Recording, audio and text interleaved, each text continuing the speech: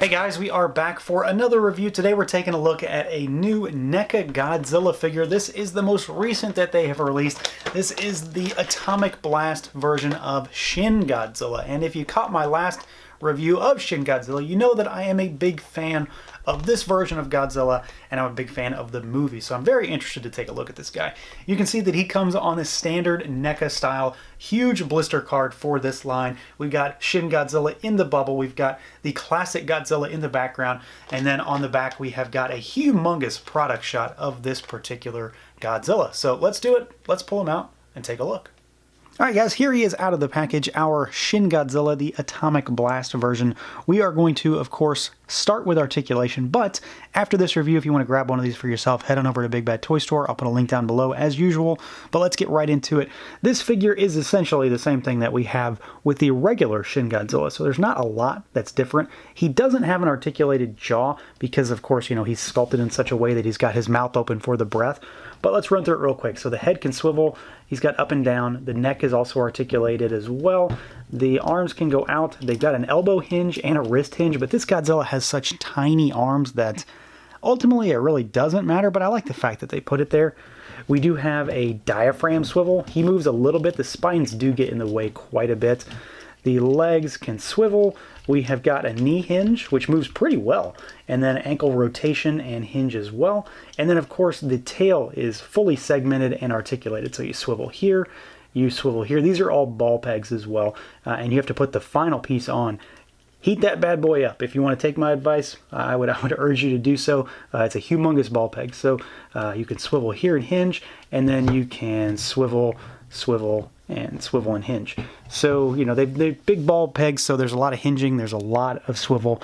He's got pretty decent range of motion. At the end of the day, there's not a great deal of poses you're really going to be doing with this guy. I think mostly it's going to be, you know, him standing there with his, mouth agape, blasting away at somebody, or just looking menacing, because all things considered, I think he looks cool just standing around. As far as the sculpt on this guy and the paint, I do think that for the most part he looks pretty good. I think in general that some of the paint details are kind of odd choices. And, you know, of course I'll explain why. But we've got, as far as paint goes, you know, you've got the red that's all over his body. So he is kind of a dark brown, black color as far as skin goes. And then he's got the red that kind of shines through. I think some of that is pretty decent. I think it's better on the regular Shin Godzilla figure, all things considered. I think the line work looks a little better. It's more, not necessarily clean, but it looks a little bit more intentional in terms of how it's applied. Here, like on my feet, for example, there is just some splotchiness, which doesn't exist on my regular Godzilla. Of course, we do have some interesting color changes on the tail back here, this big guy, and then on the spines on his back. And when Shin Godzilla uses his atomic breath in this movie, he goes purple, and it flashes white. So what I think they're trying to go for here is that kind of mishmash between when he's going purple and when he's going white, because it's a blinding light. And it is supposed to be purple, but at the same time it also is very much white. So you've got white that runs down with purple on top. The tail at the end is very much mostly white though. There's a little hint of purple. And honestly, I wish they didn't do that. I would have been much happier if they kind of went the stage right before he focuses his beam and it's that nice bright purple, because that's a really stark contrast. It's a really cool look too. This is pretty cool though. I'm not going to say it's not. I do like this, but I would have preferred it to have been much more purple, much more saturated. Now, as far as the sculpt goes, this guy's humongous. I mean, it's not a humongous figure, but there's a lot of plastic going on here. He isn't, he isn't tall, but he's very, very, very long. That's the thing with these Godzilla figures, is that they're, like if you were to stretch him all the way out, he's like at least a foot. And then when you add some effect pieces in, like we're going to do in a minute, he gets even crazier. Now, as far as any differences between this figure and the regular one, I'll do a comparison, but for the most part, they're very, very similar. A lot of parts were used here. The head is obviously different, and I do prefer this head, but I think I like the other figure better as just a whole. But I love the way this Godzilla opens its mouth and it kind of splays that bottom jaw apart, where he basically rips his mouth apart in order to use his breath. I think it's awesome. It's a very, very, very intense moment in the movie when he does it for the first time. So I'm pretty pleased with it. I think the head looks pretty good. He's got those tiny beady eyes. And in general, just like the first Shin Godzilla, I think he's sculpted pretty well. There's a lot of gnarly, nasty stuff going on here.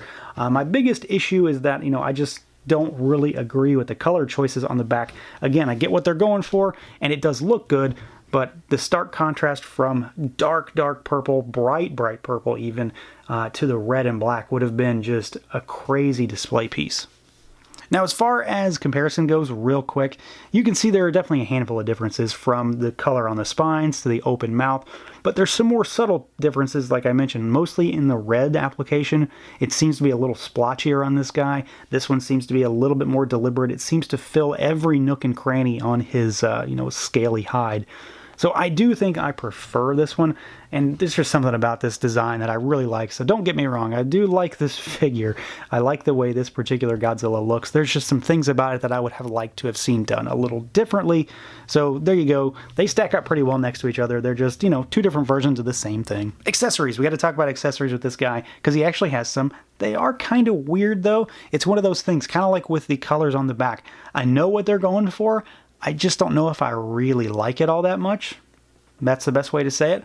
So in this movie, when Godzilla uses his breath, it's basically like a volcano that's shooting out of his mouth, like a ton of flames, explosions everywhere, and then he focuses it from a fiery blast of orange into a purple blast, and then it focuses even further into a really fine, basically a laser beam, for lack of a better term. And he's just flinging it around everywhere, and then eventually he evolves again, and he shoots it out of his tail, because it's not weird enough already. So NECA has included 2 blasts, and they're these things, and they are interesting. They're very long, they're about 10 inches long each. They're basically a wire of sorts, is what it seems, with a plastic coating around them. They have holes in them. I'm not really sure why.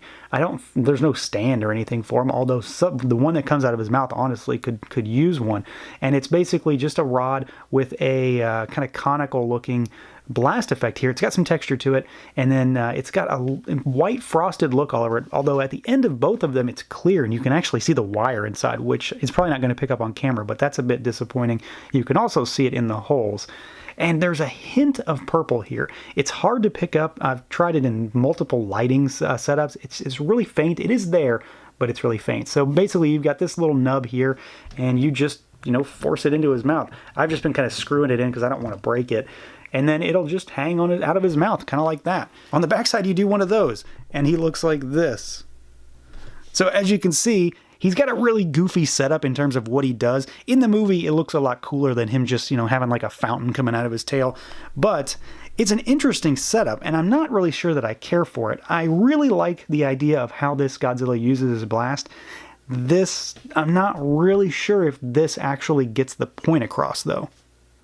So overall, I'm not over the moon with it. I think I prefer the regular Shin Godzilla figure over this one, and that's honestly a bit of a disappointment because I really do like everything about how this Godzilla uses its breath. I think some of the details are lost because there's just too much white instead of purple, and I understand what they're going for, but I think just a straight purple or varying layers of purple would have been a lot better. And I also have a few gripes with the blast effect. Again, I know what they're going for, but it just seems kind of odd, and it's very, very difficult to display because so much plastic is involved here. Everything is just so huge from tail to head. It's just crazy how much space this would take up if you had both of these blasts in place. So it's a cool figure.